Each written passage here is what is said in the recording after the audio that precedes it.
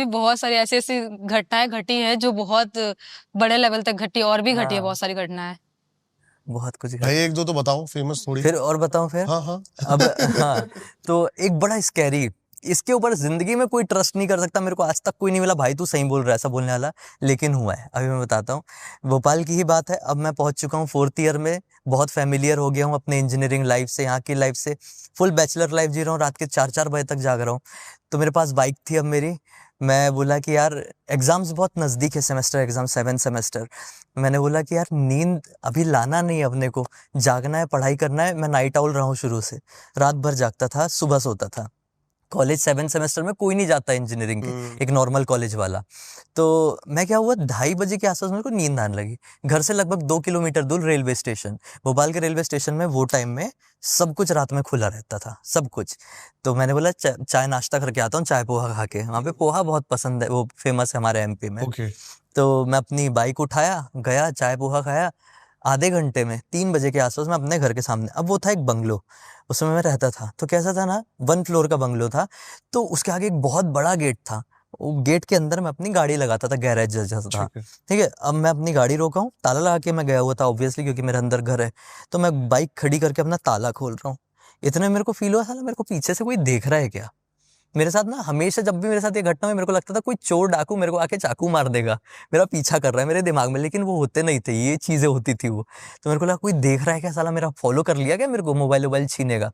तो मैं पीछे पलट के देखता हूँ तो मेरे को ना कोई दिखाई दिया, लेकिन उसके सिर्फ पैर। बोले जो भी सिर्फ था, पैर थे? सिर्फ पैर थे। बोले ओके। जो भी था, ये ऐसा क्यों खड़ा हुआ है मेरे पीछे।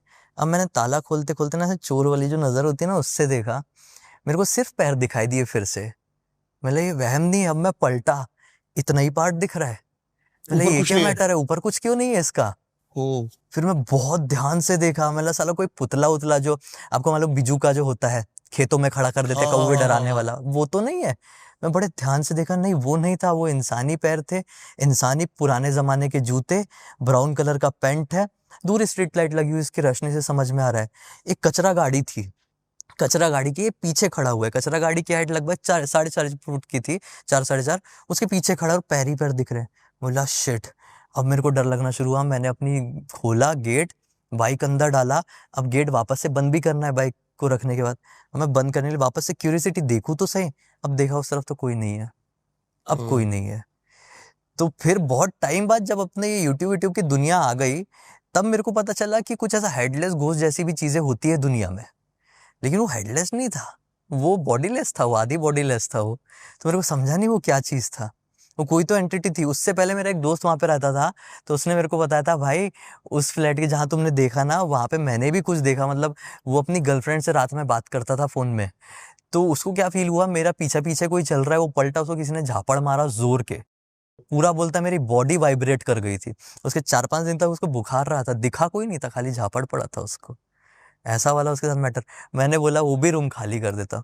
तो ये सारी चीज़ें मेरी इंजीनियरिंग लाइफ के साथ आई। वहाँ पे पता नहीं मेरे ऊपर किसी ने ये चीज़ छोड़ा, कि कई बार बोलते हैं ना कुछ क्रियाएँ करने के लिए लोग छोड़ देते हैं। जैसे आपको किसी से, जैसे कोई पर्सन है, आपसे जलता है बहुत, तो आपके ऊपर ब्लैक मैजिक करके ना कुछ एंटिटी लगा देगा।